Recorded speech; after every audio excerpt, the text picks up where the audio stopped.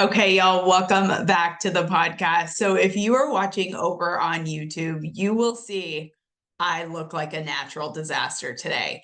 But I thought to myself, you know what? I try to be as authentic as I possibly can all of the time. I literally have a hat on. If you look close, I have a couple of gnarly pimples. I don't know. Does any one of you, one of my amazing clients, shout out Caroline. She told me to start using something called Tretinoin. I used it a while back, and every time I use it, I quit because it gives me acne. And I know that this is like so far tangent from what this podcast is actually about. And stay tuned because it's about money. And you know me, I'm about to go off. But all of that to be said, my skin flares up when I'm using this tretinoin. And she was so kind. She even gave me like this snail mucin thing. So my husband calls it, and I can say it, this is my podcast, but my husband calls it snail cum. I don't know if that's true or not true or all the things, but he fucking uses it too. So it is what it is. But she said to mix it with that. But every time I use it, I know it's good for me because I have so many, like if you look closely over on YouTube, oh my God, you can see I have so many black marks on my face, like horrible sun damage from all of the years. So I'm trying to use this crap. And I don't know if you guys are on my email list. I sent it a minute ago. I don't know if you've been watching me over on Instagram, but I have started my new Glossy regimen. I don't know if you guys know what this is yet, but if you don't, be sure to come over to my Instagram. I'll give you a code where you can get 15% off your first order. Glossy. It's Lori Harder's company, and I was actually one of 54 female investors when she first started the company. And I've been using this skin, like it's the gut and skin routine, this Glossy drink package every single day. So I'm really trying to get my shit together when it comes to my skin. My good girlfriend, Julie, she told me about this like high dollar, like lotion cream regimen that I should be on. And I've never really spent any money in my whole life. Like I'm 42, almost 42 years old. I'll be 42 this year. And I've never spent any money on facial products or anything. Like I have been the girl to wash my face every night, but and my girlfriends give me so much shit. Like I use cheap shampoo, cheap face wash.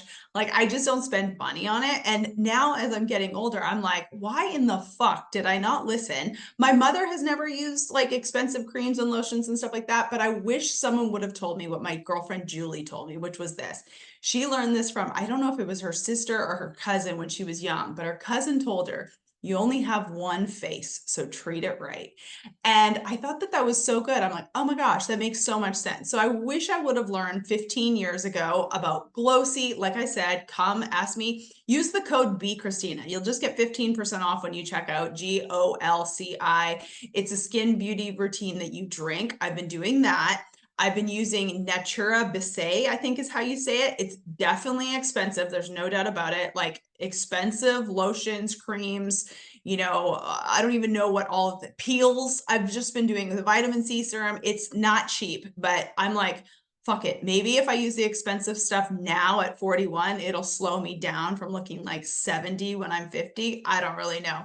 But I've been doing that. And then this tretinoin thing, which I want to quit because every time I quit, my skin goes back. However, if I don't use it, I know that it's like, I just have to get over this like really shitty phase where it's causing me to like turn red around my nose, get acne, all of the things. But I'm going to stick with it for like the first freaking time. And if I look like a hot mess like this for the next little while, that's the reason why I'm using this tretinoin, this Natura Bissay, the Glossy, all of the things. I'm trying to get my skin right. Now, don't get me wrong. I'm still going to do Botox. I'm still going to do that kind of shit.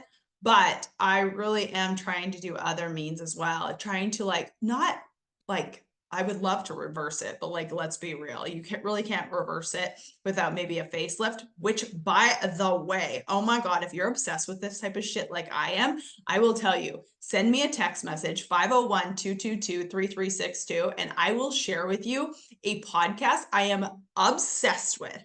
Literally obsessed. My clients know because I've told a lot of my clients about this, where I'm like now convinced I'm going to be getting a facelift like right around 50. Oh my gosh, I will send you, you can go down the rabbit hole. You can say I'm crazy if you want, but I'm telling you, I have literally been obsessed with this podcast where this woman got a facelift because her girlfriend got a facelift and they both look unbelievable. And so now I'm thinking, I'm like, okay, I'm getting a facelift. I told my husband, I was like, babe, I'm going to get a facelift by the time I'm 50. He's like, are you fucking serious? He's like, your money, your life, do what you want. I don't think you need one, but if it makes you happy, knock yourself out. Like, what a great guy, right? But all of that to be said, I'm really honestly dead serious that I think I'm going to have a facelift by the time I'm 50. Once you listen to this podcast and watch these women, you're going to be like, oh my gosh, they look phenomenal. And like, here's the thing, like, I know people have such strong opinions about facelifts and Botox and creams and serums and aging and like doing it gracefully and all of that bullshit. Whatever you want to think, you do you. This is coming from a woman who absolutely hated herself for a big majority of her life, who now truly loves herself. I feel better now at 41 years old than I have in a really, really long time, but it also still means that like I can't be this happy with a fucking brand new face. So I'm really truly thinking like, stay tuned, stick with me for the next, 6 to 8 years. And I may be getting that facelift and I am like as serious can be. I just think it's just such an amazing like tool that these doctors can do. And if this one doctor who has done these two women's faces, again, send me a text 501-222-3362 or send me a DM on Instagram and I will take you down this rabbit hole with me. And you can think I'm crazy or you can get on board, like one of my other girlfriends were like, we are dying in a nursing home together. We're going to party until we're like, by party, like up at 5 in bed by 7:30, but we're going to get our facelifts together and it is going to be amazing. Anyway, that was a whole tangent about if you're watching this over on YouTube. Yes, I have a hat. Yes, I have a sweatshirt. And yes, I have some freaking acne on my chin and my eyes are tired. See, these are the dark marks that I'm talking about. So if you look over on YouTube, you can see I'm going to point out my dark marks. It's just the sunspots, right? It is what it is. Maybe the facelift will help that. Maybe it won't. Maybe they can zap me at the same time. Whatever. It is what it is. If you're coming down this rabbit hole with me, welcome. Welcome to who I am. Love myself, but still want to look good at an older age. That is what I want. I'm going to do it. You spend your money as you want to, but this podcast is all about that exact thing, which is money. And the reason why I'm doing this podcast is for an Instagram post that I did, which really, really took off, especially in my stories. I promise you, I usually get, I'd say around 50 to 80 like votes on my stories. So like yes or no, yes, that and the other, 100%, blah, blah, blah, swipes, all the crap. But this story went off. Like I probably got 300 like not comments, but like views on my Instagram story. You know what I'm talking about? Like, do you agree? Do you disagree? And I had about 300 people tap the button. And for me, that is astronomically high. So I was like, okay, this has really struck a nerve. And it's something that I'm very like passionate about. You guys know me. I am very passionate about a lot of things, but this I'm very passionate about because I really do feel like if you've been here a minute, first, thank you. Second of all, if you've been here a minute, you know that like my marriage is my most important thing. And I just care so deeply about my husband. I feel like I've hit the lottery in life with my marriage and my relationship and the way that our family runs and how we operate as a family unit. And one of the things that I and my husband is also very passionate about, we've talked about this so many times, and he's actually talked about this with a couple of his guy friends as well, is each partner having their own money inside a long-term relationship or a marriage. For this podcast, I'm just going to use the word marriage, but I have a couple clients who have been in really, really long-term relationships that aren't married that still act like a marriage. So this can kind of go to everyone, but I'm using the term marriage throughout the whole time. You call it whatever you want, long-term relationships, whatever. But I am a firm believer that each marriage, each partner in the marriage, each man, each woman in the marriage should have their own money. Even if one of the partners does not work outside the home. So let's say most typical will be the woman staying home and taking care of the children, taking care of the house, not having a job, or sometimes now, my husband has a couple of friends where they're stay-at-home dads and their wives work. And I am a huge believer that each person should have their own money. So even if you don't work outside the home, there should be a select amount of money that you have that you can spend it on whatever the fuck you want, whatever you want to spend that money on. And, I can tell you all of the reasons why I'm so passionate about this. A lot of this has to do with like the way that my family was raised, certain things that have to do in my family, but I've also seen it with a ton of clients and I've seen it with girlfriends. And I promise you, money, and most people know this, money is one of the number one reasons why relationships get in trouble. Like whether you have a great relationship or an average relationship or a not so good relationship, money is one of those key factors, whether you have it or whether you don't. But I will tell you, when one person is solely in control of the finances, 95% of the time, this is going to cause an issue. So what I said on my Instagram story was, I believe each person in a marriage should have some of their own money to do as they want with, that they have absolutely no must to talk to the other person about. Now, here's the thing. I do think it has to be a certain amount. I do think that each relationship, each partnership, if you're making $1 million a year, that number is probably going to be bigger than if you're only making $60,000 a year. I don't care what the amount is, but I do believe whatever allocation that you set aside should be yours to spend as you choose. I do not believe in any form or fashion that anything good comes from either partner when one person has to literally report to the other person for every dollar that they spend and how they spend it and why they spend it.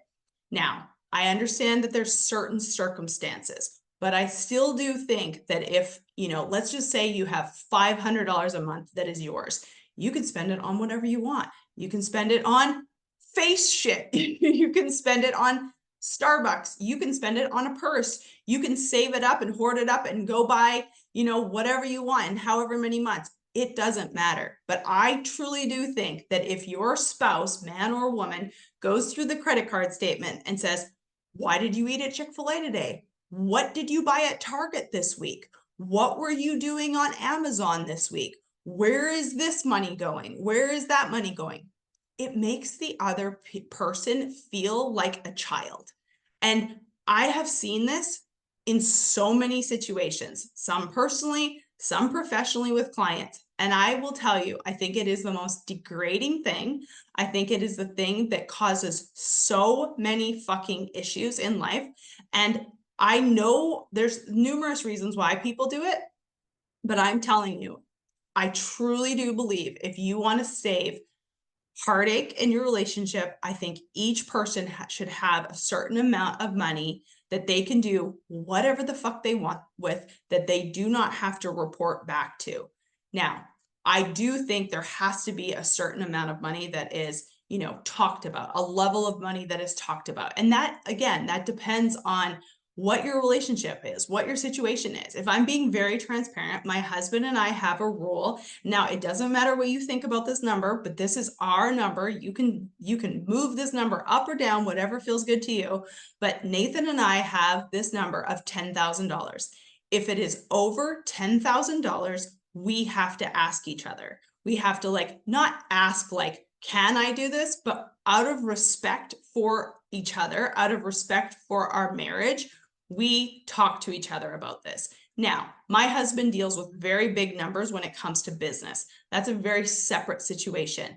But we're talking about in our marriage, in our relationship, if we are spending over $10,000, we talk to each other about it. We ask each other our opinion. I truly do believe that my husband would not do something if I said, babe, please don't do that. Please don't spend the money on that. And I think I know I would do the exact same thing for him. We have this mutual understanding. And I know that this seems so crazy and this may seem screwed up, and maybe it is bad in some regards, but in the 20 plus years that we have been together, I don't think my husband has told me no one time, nor have I told my husband no, because I truly do respect him and I truly do value what he has to say. And I don't think there's any time that I have literally said to him, please do not do that. And he goes and does it anyway. We communicate, we're on the same page. I trust my husband wholeheartedly. And he is very smart when it comes to certain things in his life and his business. And I trust him. I try my very best to never disrespect that belief in him that I have. Even if it's scary, I'm like, yes, 100%, I trust you. And guess what? There has been some times where it has not worked out in our favor, but never will I make him feel like I don't trust him or that I don't believe in him 100%. I mean, this goes back to the athletic performance mindset of what I'm doing right now in my life, in my business. I can go look back to golf. You know, if you look back to golf, like a golfer caddy relationship, there is so many caddies that will tell you that they tell their player, yep, absolutely, hit the shot, it's perfect, no problem. Even if they sometimes don't believe it 100% fully, because the belief that the caddy can install into the player is so much more important than the actual like perfection of the shot, if that makes sense. And for me, I never want to make my husband feel that I don't 100% trust him so fully when it comes to investments, when it comes to decisions for our family. So even if I'm sometimes nervous, like, oh my God, should we be investing in that thing? If my husband is fully on board, I'm like, yep, absolutely 100%. I trust you. Let's go ahead and do it. But all of that to be said, I just believe there has to be this common ground when it comes to money in a marriage, in a relationship. You know, there's a few other things that I kind of wanted to talk about because I've been really passionate about it. Like if you've listened to this podcast for a little while, I've done a few solos on money and I've talked to my guests about money. I'm every single day. I have like 30 something clients right now. I think I tell you guys I limit myself to 30 clients. Right now, I think I have 31. But all of that to be said, it's like I feel like I'm talking to clients about money all the time because it's just such an important topic. Like no one cannot talk about this. But for me, it's like I really want to talk about the bones of money and talk about the stories of money and talking about what's holding us back. Because one thing that I believe so true is that money just accelerates who you are. If you're a shitty person, more money just probably makes you shittier. And if you're a great person, more money just makes it better. You know, when I was asking my team, what about, you know, what topics I should talk about? And then obviously this story really took off on Instagram. So I was like, okay, clearly I have to do a podcast on this about like having your own money. And I would love to hear from you guys. Like, please send me a DM on Instagram at @bchristina or send me a text message 501-222-3362. Just text me the word money or text me your story about money. Text me how you guys operate in your relationship. I had a ton of Instagram DMs when I put that story up about like how everyone does their relationships and what works best for them. But, you know, I believe it to my core that each person should have their own amount of money to do with whatever they want with. And, you know, even like a personal story. So my husband and I have like a business card that we put business expenses on. It goes through our company and I put my gas on it. I put like tire oil, like oil changes, tire rotations, things, basically anything for my car that goes on there. But every once in a while, there's something that like I'll have to pick up at Walmart or something along those lines, right? And this is the craziest shit. Like, I am not a person who like easily gets offended. I can answer any questions, whatever, whatever. Like, I have full trust with my husband, but he'll like message me and he'll be like, hey, what was the $150 at Walmart on our Amex? And like, immediately I'm just like, you know what it was. I had to go to Walmart. I had to get this thing. You said it was okay. And he's like, whoa, whoa, whoa, whoa, whoa. I'm just asking the question because I have to like record it back to our expenses at the office and make sure it's like, you know, goes under like for billing purposes, right? For accounting purposes, just to make sure it's tracked under the right thing for our accountant team. So, and I literally like get on defense because I'm just like, how dare you think that I'm spending money on the card that's I'm not supposed to be spending? And he's like, whoa, hold the brakes. Like, I never fucking accused you of anything. I just have to make sure it goes to the right expense account. And that's really like one of the things that I have seen in my life about like people having to report to the other partner about the amount of money. And I could not possibly imagine. Like, I think this is the reason why I'm so passionate about this, because I've seen the heartache it causes. I've seen the, stress it causes in relationships. I've seen how it makes people hide in relationships. Like, how many people do you know that hide what they spend in relationships because they don't want their partner to know, because they don't want to have to like, quote unquote, like verify like, yes, I spent $30 at Target today, or fuck it, I spent $300 at Target, whatever that is. But like feeling like you have to hide what you're spending because you don't want to have to like go through every fucking bucket item at Target that you spent, because perhaps your husband doesn't see why, like for me, like this stupid hat that I'm wearing, well, it's cool as shit hat, but anyway, this cool as shit hat, maybe this hat costs $50, but maybe my partner doesn't see that like why I wanted it for $50. And then I have to report back to him about like why I spent $50 on a hat if he doesn't see value in that hat. Or on the opposite side of the spectrum, like if your husband spends, $500 on shotgun or whatever for his hunting, and you don't see the value in that, but your husband does, like just think about the stress it adds to your relationship when you don't have this money, when you don't have like the flexibility to spend money on whatever the fuck you want to spend it on, because we all value different things. Like the shit my husband values things on, like one of the things that I always joke about my husband with is my husband has racehorses. And side note, having racehorses is like rolling down your window, taking up your fistful of money, holding your hand out the window and letting it all fly away. That is what having a racehorse is. Like, it's not as glamorous as you think. But guess what?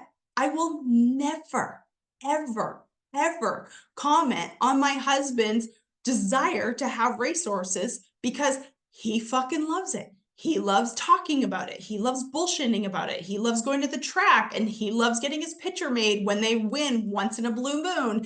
Like he loves, texting his buddies and seeing how it's going and hearing all the things. Like if he had to fucking report to me every single time that he bought, feed for the horse or paid a training bill or whatever, that would cause such an issue between us. Cause I'll be like, really? We pay $200 for this and $500 for that and $50 for this. Do we really need this? Why is this important? Are we wasting our money? And it's just, again, it causes so much more stress than it needs to freaking cost. Now, I don't want you to take this full out of context. Like, we as a family, Nathan and I are extremely smart with our finances. We know our money.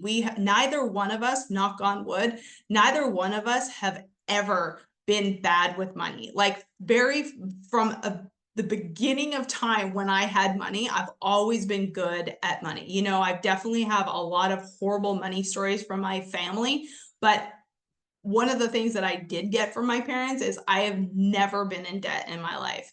I think there is a big spectrum of like, one of the things that people talk about is like, not only just like having money, but then spending money. And I mean, gosh, it goes into everything. It's like, are you afraid of losing it? Are you afraid of holding it? Are you afraid of spending it? Are you afraid of hoarding it? Like, I mean, there's just so much shit when it comes to money. And so one of the stories that, like, not even a story, but one of the things with money is I've never in my whole entire life had a penny of debt. If I owe money, you can guarantee I pay that money back within like, my team has ever sent me an invoice.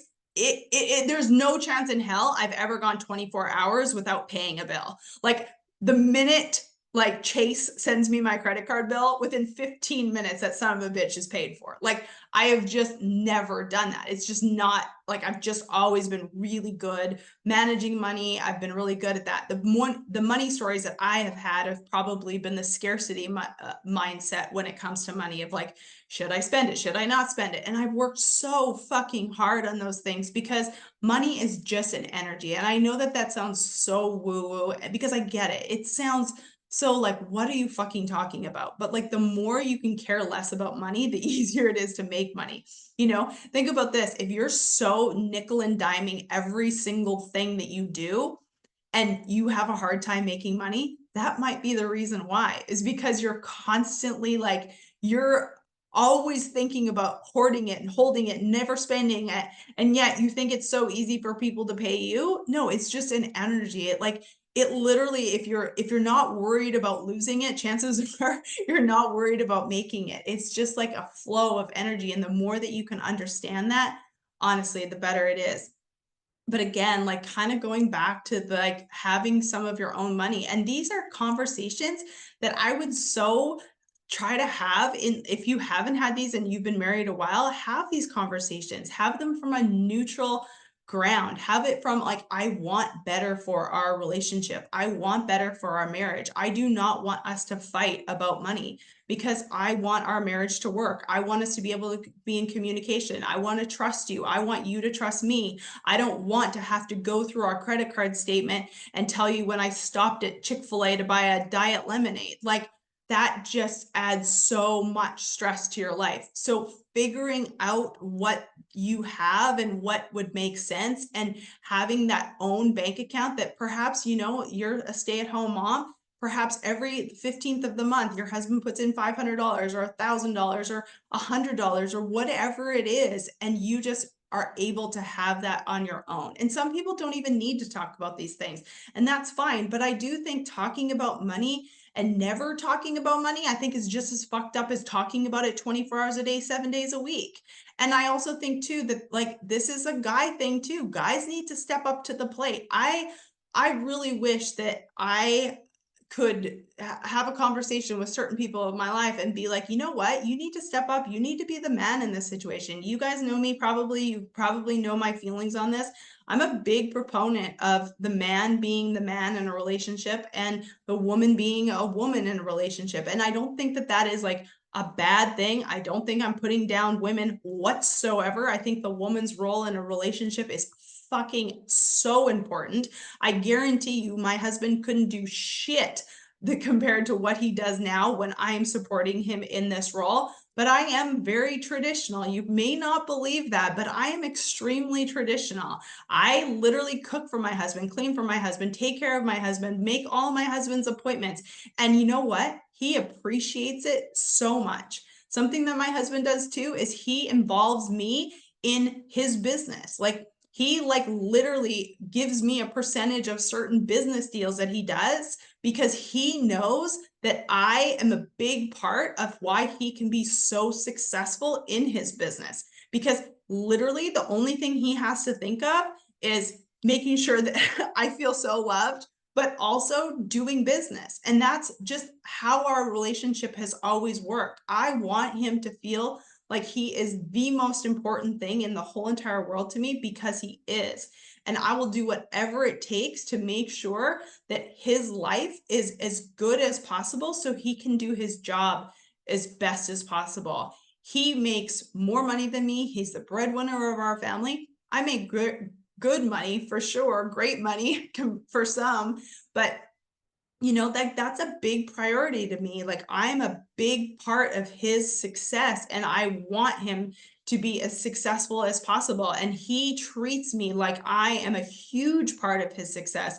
There has never been one day that I don't feel like I am a part of his success. There was a woman that sent me a DM one time and she said, you wouldn't, and I don't know if she meant it meanly, and I'll just give her the benefit of the doubt because hopefully she didn't. But she basically said, you wouldn't have the life that you have without your husband. And I was like, duh, no shit. Like, I know this. I'm not like completely oblivious. I know that I have an amazing life because my husband is so good at what he does. And my husband is one of the hardest workers and he is so driven. And my husband would be the greatest McDonald's manager ever if that's what he had to be. Like my husband would just be good at whatever the fuck he was put on this planet to do. I know that because that is just who he is. And that's one of the reasons why I'm so attracted to him and so in love with him is his dedication, his hard work, his drive, his ambition, like all of those things are the reason why I'm so freaking in love with that man. And the thing about it is like, I also know that I am a big part of why he's successful. I am a huge part of why he's successful. And I want him to be so successful. And I want to do whatever humanly possible it takes to make him successful. But on the flip side of the coin, I would not be living under a fucking bridge without him.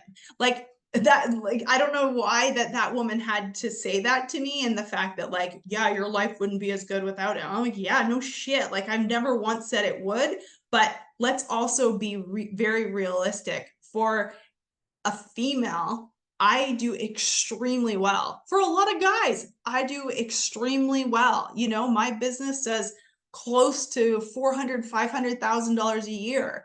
You know, my profit margins are very high. Like, I am very blessed. I am not living under a bridge at any point in time in my life. I will tell you that for a fact. I've known how to make money since I was fucking 10 years old. That's not going to change. Like, I know how to do this. I know how to survive by myself. I choose to have an amazing partner.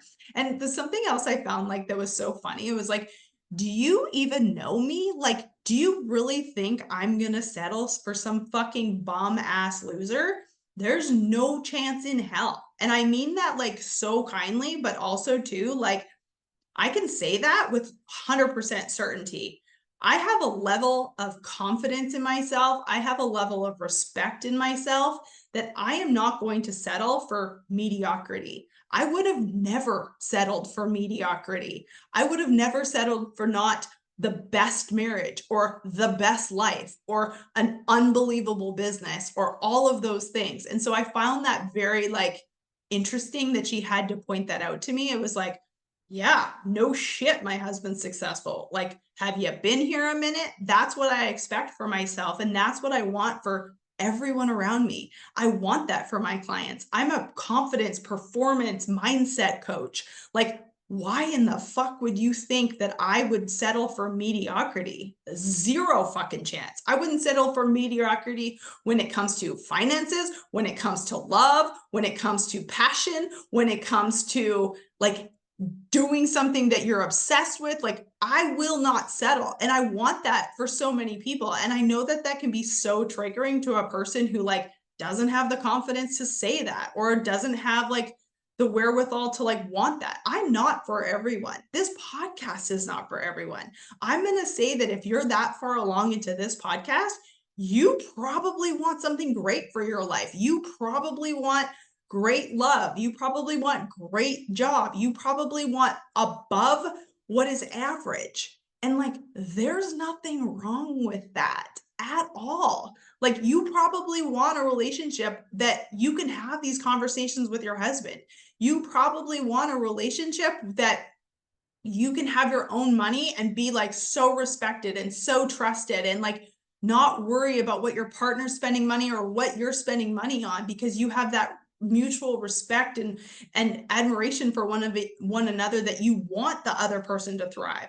Like, I don't want my husband to ever think that he has to fucking tell me that where he's spending his money, up until our point. Now, our point is 10,000, but your point could be 1,000 or 1,000,000. I don't know what it is for you, but I also think that, like, you probably want that. And if you don't, well, then, you know, that's up to you. But that's what this podcast is about knowing, like, where your money stories are, knowing your respect, knowing, like, what you want out of a relationship. You probably want a relationship where you are having, like, this trust and this honest communication with your spouse. And I would always encourage you to have these conversations with your partner. If you are not in a position right now that you're loving the way that your financials are going, have the confidence in yourself to talk about these things. You know, I always hear from people like, oh, I have to talk to my husband. And, like, I want you to talk to your husband. I want you to have open communication. I am the first person to say, like, what you do behind closed doors is up to you. But I've always said, do not lie to your spouse. Do not lie about the situation, but be confident in what you want. Confidently tell them, hey, this is what I want. This is what I think is best for our marriage. This is what would make me feel respected. I would love for you to get on the same page.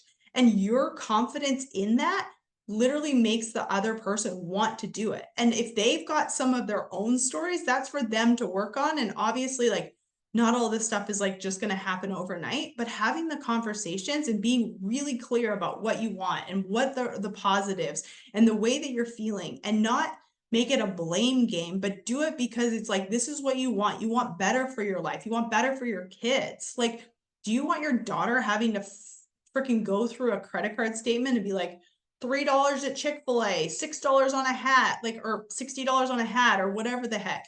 Like, chances are you don't. You want to empower your children. You want to empower yourself. You want like confidence and respect for yourself. This is what this is all about. And I just find it so interesting that not enough women are having these conversations. And yes, this does come down to mostly women. And this does come down to people, women confidently like asserting yourself. If you're staying home with your kids, oh my God, your job is a 10 million times harder than mine. I chose not to have kids for a reason. It wasn't what I was called to do on this planet. But for those of you who are, my God, you have such a hard job. And if you are not feeling valued and you are not like asserting yourself and the value that you're bringing to that family, you should have that conversation. And hopefully, if your husband is open and willing to the conversation, he will want that too. It's a mutual respect, a mutual relationship. I want what is honestly best. And I feel like I'm very passionate about this because I have seen what not respecting each other's finances and not respecting each other, and one person having the authority over the money does. And I'm not saying it's one person's fault. It's a combination of people just giving each other mutual respect, having clear communication, and being able to like really talk about sticky topics. And money is one of those sticky topics. God, I wish it wasn't. And I feel like it doesn't have to be, but it starts by you talking about it. It starts by you figuring out what are the money stories that you and your spouse have, you know?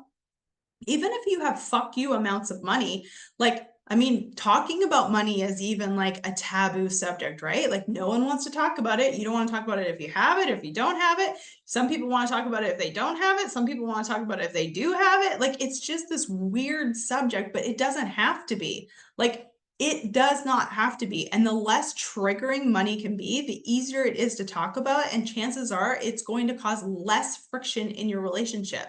You know, just because your family did things one way does not mean you have to do it one way. And it literally is not always the best way. Just because it was done one way does not mean it has to be done that same way. You have to figure out what is best for you. And if you're totally fine in your relationship having your spouse like go down the list and ask what every dollar you spent was, and that doesn't affect you whatsoever, good on ya. It's your fucking relationship. It's your marriage. Go ahead, do whatever you want to do. This is just a suggestion of what I think that it could really alleviate the stressful times by having some of your own money, because it gives you the respect. It gives you having your own to be able to say that I am my own person and I am valuable in this marriage with or without making money. You know, you don't have to be the breadwinner in order to be like such a valuable asset to the relationship. And I just think it's important for certain people to hear that, because I know that a lot of people struggle with that. And you know, I was one of those people. I always valued like my husband was higher up on the food chain than I was because he was making more money than me. And he has never one day in his whole entire life made me feel like that. That was my own stories, because that was, you know, part of the way that I was raised. It was part of the stories that I had to myself. Like, I had to be making the money in order to be worthy and in order to be equal. You know what? Chances are, and I'm fine saying this, chances are I will never make as much money as my husband. And that does not mean that I am not just as valuable in this relationship as he is. And he will tell you that. Like, there is no way that he could have been as successful as he's been without me 100% being a part of it and just supporting him in all of the ways, in all of the fashions. May not have been financially, but my God, I have been a huge asset to him in so many other ways. And like, that is just an important thing to the both of us. So I know that this podcast has gone on many tangents, but I just also want to kind of, just before we kind of finish up, because something that I wrote down that I think is really important, because my assistant asked me about it. She said, who were you without money versus who were you with money? And again, with money, without money, like, what is your version of that? I don't think that there's ever been a time that I haven't had any money. I definitely have more money now than I've ever had before, but also too, I mean, I'm older. I mean, chances are most people make more money as they get older, right? But for me, it's just like, I feel like I'm the same version of myself. I think that the difference between having money and not having money is just choices. And the less, like, I think you can make decisions faster. Like for me, I don't really have to think about certain things that I probably would have thought of before, because I'm just like, that's just a waste of time. Just freaking do the thing. And I think I've talked about this on this podcast before, where I talked about like making a decision on like an upgrade on a cruise. Or maybe I was talking to a client about that, or maybe I did an Instagram story, but it was like something so silly that I was worried about like $1,000. And I caught myself in that old pattern when really, like, I don't have $1,000 problems. So for me, it was just like, I should have made that decision a lot quicker. But for me, I think having money versus not having money, it's just allowed me to like bless more people. There's a lot of things behind the scenes that I'm able to do, or just, when I have a lot of joy come to me through doing things for other people. I don't really love gifts at all, actually. I actually hate gifts. I'm not a big gifts person. I don't really care about gifts. To me, it's more about the quality time, or it's about like the thought behind something, like a little like call me out of nowhere or take me for lunch or something along those lines. Like to me, that is just so valuable to me. There's really nothing that I need unless there's like a reason behind it, like unless the thing had a purpose or a meaning. But for me, it's just being able to bless other people. For me, having the finances allows me to like just not think about things. It allows me to bless other people. It allows me not to worry about my day to day. It allows me to, I know that this sounds so silly, but I go to the grocery store. I can't tell you the last time I've looked at a price at the grocery store.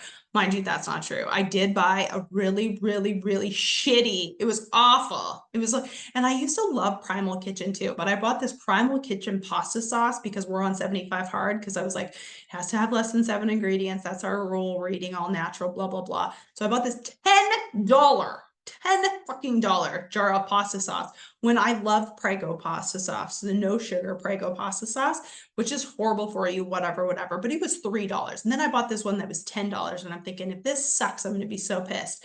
It's not about the $10, but it was just about the fucking premise that I had to buy shitty pasta sauce, and it was gross. I threw the whole friggin' jar away. Disgusting. And I loved Primal Kitchen back in the day. They used to sponsor my events, but that pasta sauce was a miss. Let me tell you, save your $10. But all of that to be said, I've never really gone to the grocery store and looked at the prices. I just get what I need to get. And I feel like that's such a freedom that I want people to have. Like, I want people to have the freedom to be like, yes, no, I absolutely, I can do that. I can bless people. I don't have to think about it. Like, that's what money does. Like, when you have more than enough, you could just make choices faster. You can bless people faster. You can do things that like accelerate your life more. My assistant, she recently came back to work to me a little bit more full time. And she brought me some amazing ideas for these podcasts. So by the way, pay attention. We're about to do something so fucking cool. And I'm recording this a little in advance, so I'm not going to tell you exactly what it is, but I think it's coming right after this podcast where we're going to do something so cool. But she brought me this idea to where obviously I'm going to have to pay her more for the idea, but it's a great idea. And I was like, yes, let's do that. And I'm able to bless her in this season where she's recently come off her full-time job and she's looking for more hours. Like, I didn't have to think twice about it. If I have to pay her double, fuck, perfect. Like, I get to do that. I get to not think about it. And I just think it's such a beautiful thing when you're making money, when you're charging good money. People are so afraid to charge what they're worth because they're so concerned about what everyone else fucking thinks, or they're worried about like what their neighbor's going to think, or they're worried about what their family is going to think. Like, how dare you? You know what's cool? For me, it's such a trippy thing in the beginning when you start making more money than your parents. It is a fucking weird deal for sure. And there's been a lot of processing. And I do this with a lot of my clients, where a lot of my clients are in this situation too, where you're just like, it's this weird world where you're like, huh, but also too, like, isn't that what you want? isn't that what you want for your kids? Like, don't you want your kids to be successful? Don't you want your kids to have more than you? It's a weird, trippy thing. And there's so many stories that come about it. And there's so many weird moments, even with your family. Like, it's just fucked. I mean, let's be honest. All of our parents are wounding us. You parents are wounding your children, but it's not, most of the time, it's not on purpose. But your job is to reprogram that. And that definitely happens with money stories as well. But it's truly just such a blessing. And I'm so grateful that I have the ability to be a blessing to other people. I'm so grateful that I have the ability now to like just not think about money really. Like, yes, I have to think about it in some regards. It's not like I'm fucking like a billionaire, my God. But yeah, we have money and we have ability to be able to do great things in this world and help people. And I get to do what I absolutely fucking love. I could be doing something else that makes me a lot more money, probably. I still make great money, but I'm just so grateful that I get to choose to do this every single solitary day. There's people that would die to get to do this job, and they don't get to do it for some reason or another, or perhaps they're afraid to decide it, or perhaps they're afraid of that like couple years it takes to get successful.